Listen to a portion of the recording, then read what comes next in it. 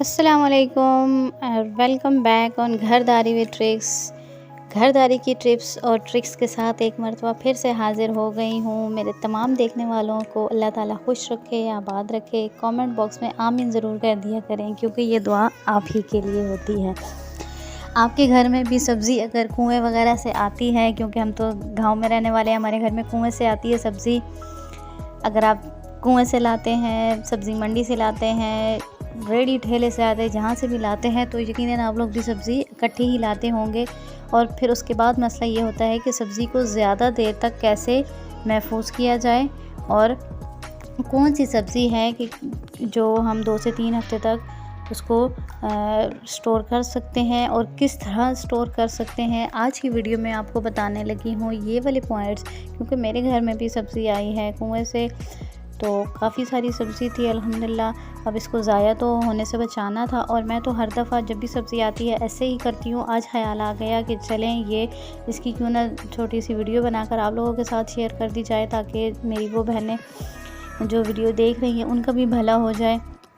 तो वीडियो बहुत इन्फॉर्मेटिव होने वाली है आपके लिए। धनिया, प्याज, पालक और सरसों का साग, शलजम, मूली, ये सारी सब्ज़ियां जो हैं सब्ज़ सब्ज़ियां, इनको हम कैसे ज़्यादा टाइम तक महफूज कर सकते हैं और ज़्यादा टाइम तक हम इनसे कैसे फ़ायदा उठा सकते हैं, आज की वीडियो में मैं आपको ये बताने वाली हूँ। तो वीडियो अच्छी लगे तो लाइक कर दिया करें, अच्छा सा कमेंट करके मेरी हौसला अफजाई कर दिया करें।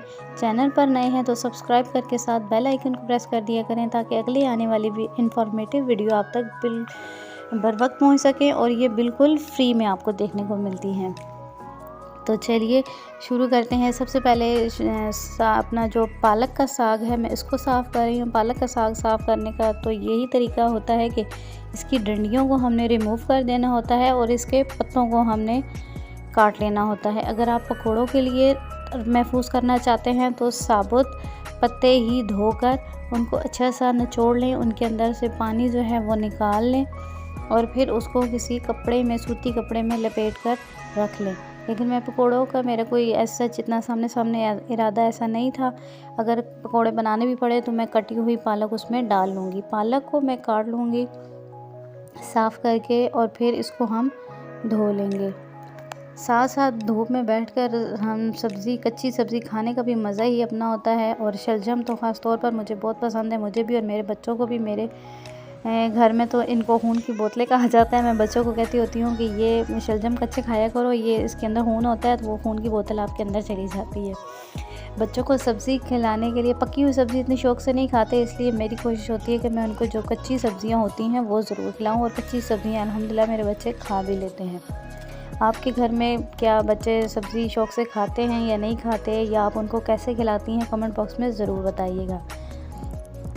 अच्छा जी, अगली बारी आती है अब सरसों के साग की। सरसों का साग साफ़ करना भी एक, मैं कहती हूँ, टेक्निक है, एक ट्रिक है कि इसको आपने बड़े एहतियात से साफ़ करना होता है कि इसकी बिल्कुल जो कच्ची गंदल होती है ना, वो आपके साग में आए, आपकी हांडी में आए, तो ही इसका जायका आता है। अगर थोड़ा सा भी जो तोड़ते हुए आपको सख्त महसूस हो, उसको आपने रिमूव कर देना होता है, वो हमारे काम की नहीं होती। बिल्कुल जो कच्ची होती है, जिसको हाथ लगाने से टूट जाए, तो वो कच्ची गंदल जो होती है उसका जायका लाजवाब होता है।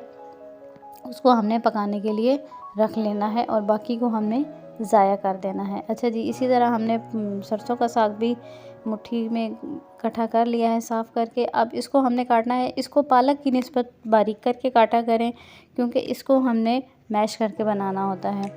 पालक मैंने थोड़ी रफली इसलिए भी काटी है कि एक तो मुझे पकौड़ों वगैरह के काम आ जाएगी, और दूसरा मैंने उसकी बनानी है बिरयानी। पालक की बिरयानी आप लोगों ने कभी खाई है या नहीं खाई, कमेंट बॉक्स में मुझे ये भी ज़रूर बताइएगा। और अगर आपने नहीं खाई हुई तो मुझे ये भी आप लोगों ने कमेंट बॉक्स में बताना है। क्या आप लोगों ने इसकी रेसिपी मेरे चैनल पर मौजूद है, वो जाकर देख लें। बहुत ही यमी, बहुत ही टेस्टी होती है पालक की बिरयानी।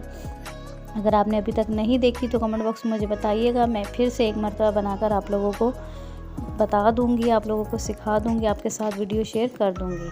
अच्छा जी, प्याज जो थे वो मैंने कुछ बिल्कुल बारीक करके काट लिए हैं और एयर टाइट जार में डालकर फ्रिज में रख दूँगी, क्योंकि सुबह टाइम नहीं होता और ऑमलेट वगैरह के लिए मुझे बस प्याज चाहिए होते हैं, तो वो मैं काट कर रख लेती हूँ। बाकी प्याज मैंने साफ़ करके इसी तरह साबुत रख दी हैं। शलजम भी, मूली भी धोकर इसी तरह रख लेंगे। फ्रिज में अगर आप रखना चाहें तो रख लें। मेरे घर में क्योंकि खुला सहन है तो रात को मैं इनको बाहर खुले सहन में रख देती हूँ, वहाँ ये फ्रेश रहते हैं।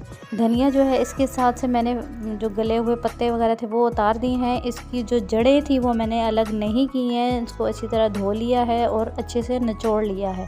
पानी इसका खुश्क करके अब हमने इसको सूती कपड़े में लपेट के फ्रिज में रख देना है। पालक जो है इसको भी मैंने धो लिया है और पानी इसका अच्छे से आपने रिमूव कर देना है। पानी निकल जाएगा तो ये जल्दी नहीं गलेगी, बल्कि 1 हफ्ते तक आराम से आप इसको फ्रिज में रख सकते हैं, किसी भी शॉपर वगैरह में पॉलीथीन बैग में डालकर। या अगर आपने पकाने के लिए इसको महफूज करना है तो आप इसको उबाल कर और फ्रीज़ भी कर सकते हैं, फ्रिज में भी रख सकते हैं। लेकिन मैंने इसको क्योंकि उबालना नहीं है, मैंने इसकी बिरयानी बनानी है तो मुझे फ़्रेश ही चाहिए, इसलिए मैंने धोकर बस इसी तरह इसको शॉपर में रख लूँगी।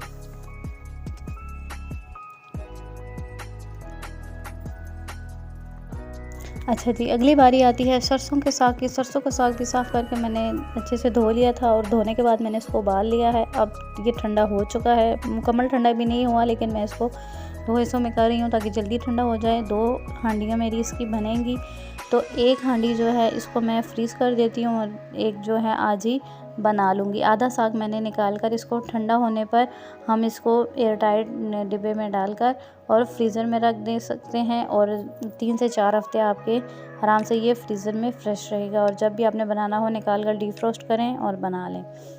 तो जनाब ये थी मेरी आज की वीडियो। आई होप आप लोगों को वीडियो अच्छी लगी होगी, मेरी टिप्स ट्रिक्स अच्छी लगी होंगी। वीडियो अच्छी लगे तो कमेंट करके हौसला अफजाई ज़रूर कर दिया करें और मुझे दीजिए इजाज़त अगली वीडियो तक।